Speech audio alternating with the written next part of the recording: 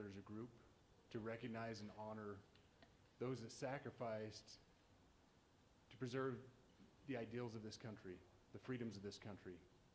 And instead, we find ourselves today hunting a murderer who chose to violate our rights, the rights of an individual within this country.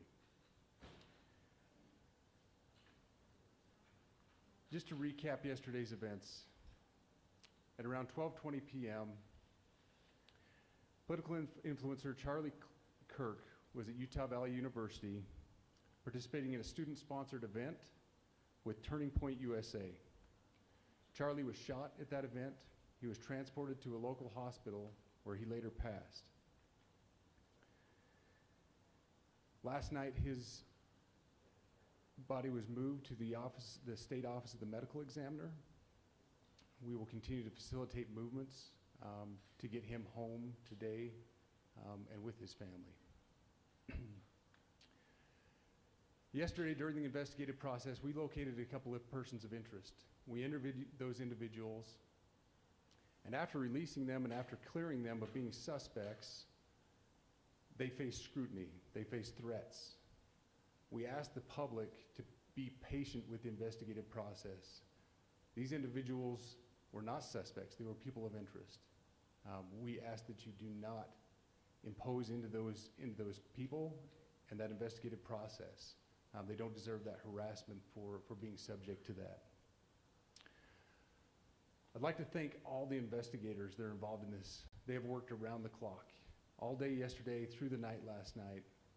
Investigators from the State Bureau of Investigations, from county, from city agencies, the university, our federal partners with the FBI, the ATF, and many others. Those are just a few of the people that we have involved in this. I'd like to thank all of them for their strong work. Through all that work last night, we were able to make a few breakthroughs. We were able to track the movements of the shooter. Starting at 11:52 a.m., the subject arrived on campus, shortly away from campus. We have tracked his movements onto the campus, through the stairwells, up to the roof, across the roof to a shooting location. After the shooting, we were able to track his movements as he moved to the other side of the building, jumped off of the building, and fled off of the campus and into a neighborhood. Our investigators have worked through those neighborhoods, contacting anybody they can with doorbell cameras, witnesses, and have thoroughly worked through those communities, trying to identify any leads. We do have good video footage of this individual. We are not going to release that at this time. We are working through some technologies and some ways to identify this individual.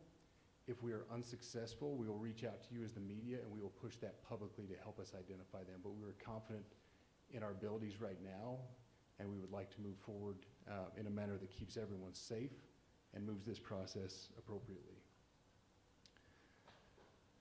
Last night I communicated with Erica. The family's devastated. As a commissioner of public safety, as a father, as a husband, I can only imagine what that family's going through. The heinous event that happened yesterday is not Utah. This is not what we're known for.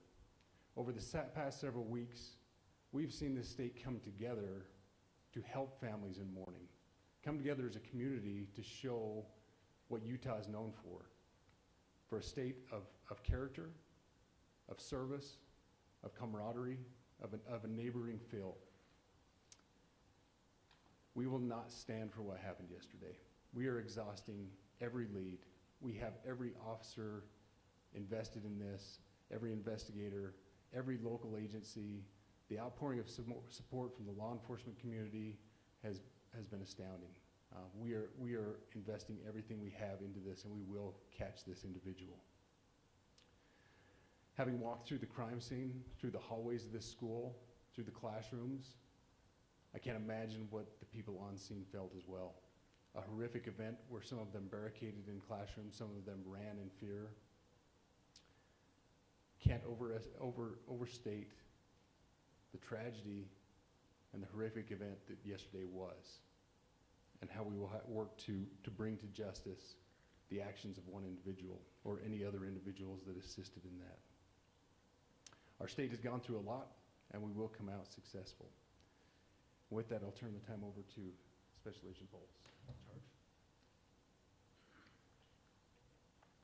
Good morning. My name is Robert Bowles, and I am the Special Agent in charge of the Salt Lake Field Office. Following yesterday's tragic shooting of Charlie Kirk, FBI agents have been working around the clock in coordination with our law enforcement partners. We are and will continue to work nonstop until we find the person that has committed this heinous crime and find out why they did it. This morning I can tell you that we have recovered what we believe is the weapon that was used in yesterday's shooting. It is a high-powered bolt-action rifle. That rifle was recovered in a wooded area where the shooter had fled. The FBI laboratory will be analyzing this weapon. Investigators have also collected footwear impression, a palm print, and forearm imprints for analysis. Now, I understand there are a lot of questions about motive. I assure you that all leads, tips are being fully investigated. As of this morning, we have received more than 130 tips. We thank the community for that. The FBI has brought every resource to bear, and we will continue to do so throughout the course of this investigation. The FBI's mission is to protect the American people. It's to uphold the Constitution of the United States. Any attack on the First Amendment is an attack on the very foundation of our democracy. That is why we will relentlessly pursue this case and the shooter until we find him. We also continue to grieve with the family and the community. It's our community.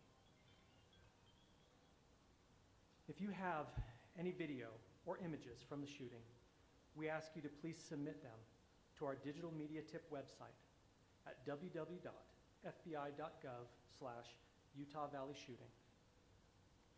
You can also call the FBI at 1-800-CALL-FBI. We truly rely on the public's help in these types of cases, and no tip is too small or insignificant. Thank you. Commissioner James Matthews from Sky News. Can I ask about the shooter? There's clearly information about him or her. You say you're confident of this thing in terms of factors out who they are. Can you talk to us about their movements, their demeanor? Do you think it's a man? And also, can I ask, what were the security arrangements in place? Was that route being monitored? It's a question many people will have. Absolutely. So what I'll release about the suspect is suspect blended in well with a college institution.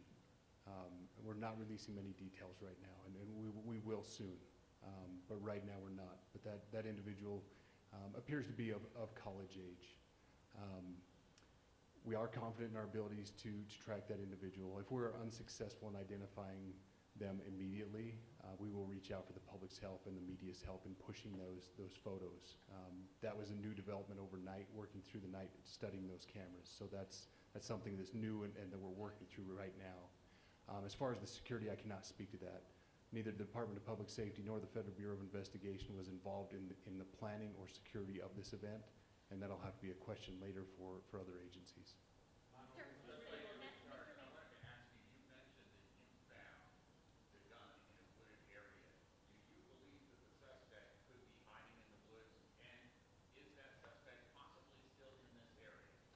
So that's a good question, and it's a question that goes to the safety of the community, right? No, not in those woods. We've walked through those woods and secured it. As to the community, I can tell you that this was a targeted event. We don't believe that the community is at risk.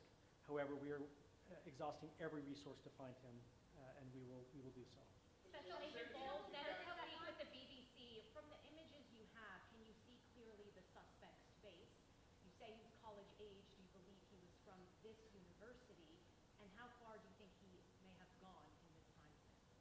So So I can't comment specifically on his face or any details such as that, as it's continuing to be a part of the investigation, and again, we'll release that shortly.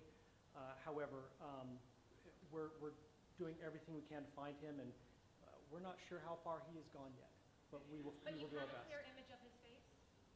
We have images of the suspect. So Did you between trace those the gun's images and the owner? gun that you've been able to recover, do you believe you know who this person is, the person that you're looking for at this point? Again, as part of the investigation, we're not releasing any details such as that right now. Fingerprints or DNA? We are exhausting all of our resources to be able to collect those, but that's, again, part of the investigation. Have you been able to trace back the owner of the gun? Excuse me? You said you found the weapon. Have you been able to trace back the owner of that weapon or who purchased it? We are working on that, but again, part of the investigation that I can't release. Agent Bowles, there's been a lot of turnover at the FBI. Do you think that's impacting the investigation? Not at all. We've got complete and total support from everyone from the director on down, and it's been an incredible supportive environment so far. Our tweets like the one yesterday useful though, where we announced that the suspect was custody. All I can say is that we're working the investigation the best we have with the environment we're given. So, Those are thank all you. the questions